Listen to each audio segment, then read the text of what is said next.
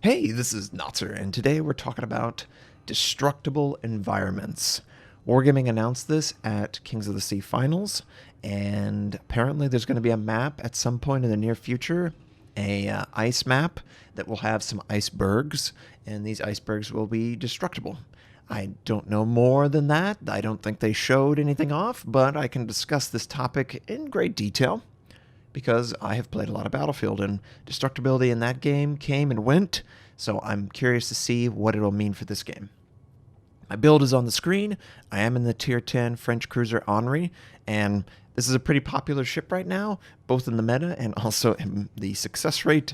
It's a really good ship.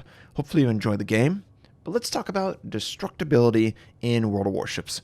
Now, obviously, no island can be destroyed at this moment, and it's a real travesty to someone like me who runs into them all the time. And this announcement kind of felt like an April Fool's, like, oh, Notser, here you go. This is a directed fool's joke to you because, oh, you run on islands all the time. No, it's a real legitimate thing that Wargaming is exploring. And if it doesn't make it into the competitive scene, it could absolutely make it into a scenario. Could you imagine if an area of the map was either blocked off or open up, and by destroying something, it would either become completely open, a new attack path, or it would be completely shut off, and that would be an area of the map that would not be an open window for attack. I think the possibilities are definitely there. I just don't know how it will be implemented. If it will be a shallow implementation of destructibility or actual gameplay adjustments, impact. I am absolutely on the side of gameplay impact as long as everyone can see what's going on. You know, if it's obvious that the island or the iceberg or whatever the first test is going to be, that it's actually not there or isn't there, it would be really weird if also destructibility, if the world itself sort of gave away the fact that the island was being destroyed or was destroyed through the fog of war. There's a lot of things that I don't know how they're going to implement it fairly. You know, on one hand, you need people to see that islands and stuff have been destroyed. But do they deserve to see that this has been destroyed over, minutes after the fact? Like, imagine if on Two Brothers there was an overhang of destructible geometry that blocked the center of the map. What if it had some sort of, health pool? I'm sure the way they'll implement it, they'll make the islands similar to ships.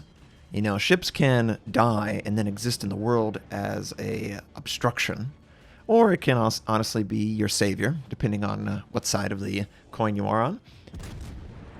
But yeah, the implementation is important. If it's going to be shallow, I'm going to come back with why even bother?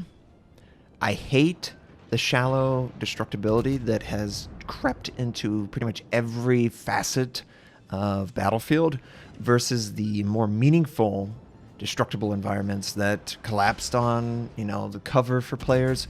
It turned a city or a town or a little small village into rubble, and that transformed the way you had to, consider cover.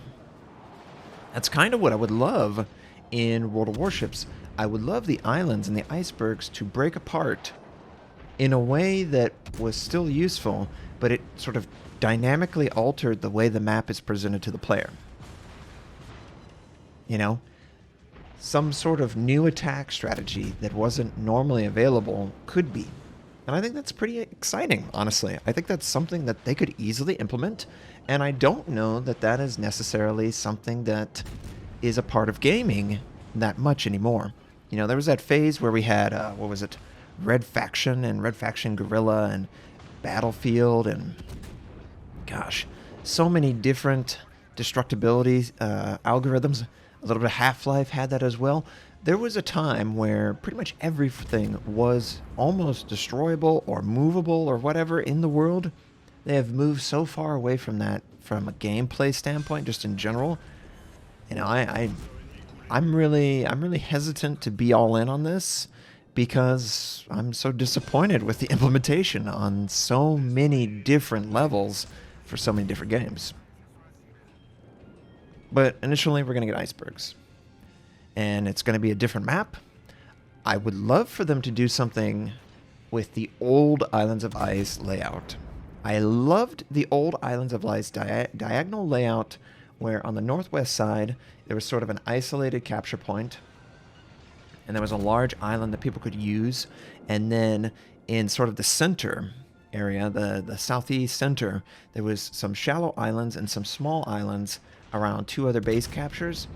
And these small little islands could totally be destructible icebergs that, initially offer great concealment, but through the course of the game, that is opened up, and it is not a defendable area of the map. I just really miss the old Islands of Ice. I felt, and it may be just that I got into the game at that point, but I just felt that the old Islands of Ice had more character than this one does. I know that certain parts of the islands, they are different, and obviously it's fun and unique, but there's just something that the old Islands of Ice had that this new one doesn't, and maybe that's a possibility now with destructibility, coming into the game in some form in a first test version. Who's to say exactly what we're going to get in, this Minotaur. Perfectly broadside, huh? Let's unload some AP into this broadside. And I'm sure he's going to be real disappointed, but I don't really care. We're still, not in a good spot as a team, and I'm trying my best to assist that and prevent that from, developing into a worse situation. But destructibility in the game, obviously, it can offer some uniqueness. We already see it in the form of ships, and I love that. I love the idea that it's a dynamic world. I think dynamic gameplay is always fresh, and I think that we are moving faster and faster and faster into a dynamic space. I think the destructibility is just one more tool that Wargaming can use to cause that dynamicness. And honestly, it's kind of more interesting to me than some weird storm that sort of rolls in and rolls out and causes you to be inaccurate. And it doesn't require that you're a part of one scenario at one moment in one little game. Every single person is aware of exactly what's going on with a cyclone or a snowstorm or a thunderstorm or whatever. But with destructibility, it could be a situation where some players will not know exactly what strategy could or couldn't happen with certain islands or icebergs being destroyed, but, attack paths could open up. And you would have to consider that. So players who are more comfortable, dynamically addressing the issues would find more success on these maps that have destructibility. I think that the best implementation is probably to have the maps not all have destructibility, but certain maps may have features that are, either a big feature that is destroyed or a small feature that is, less important to the map. It doesn't completely change the way you play it. Like maybe, bordering up the Two Brothers gap would be, it'd be absolutely change the way you would play that, because it would no longer be a successful attack path for the enemy. But if that was implemented on a couple maps and those maps had some noticeable impact with the destructibility and the icebergs, I think it would be great.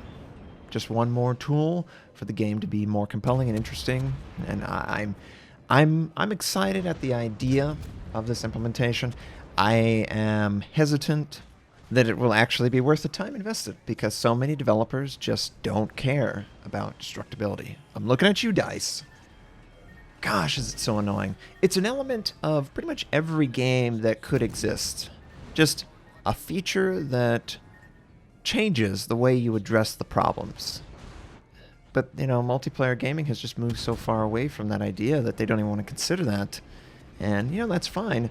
But I think there's a real opportunity in ships to have something meaningful in a game, but it's not something that is transforming the experience so much that players would run away, completely.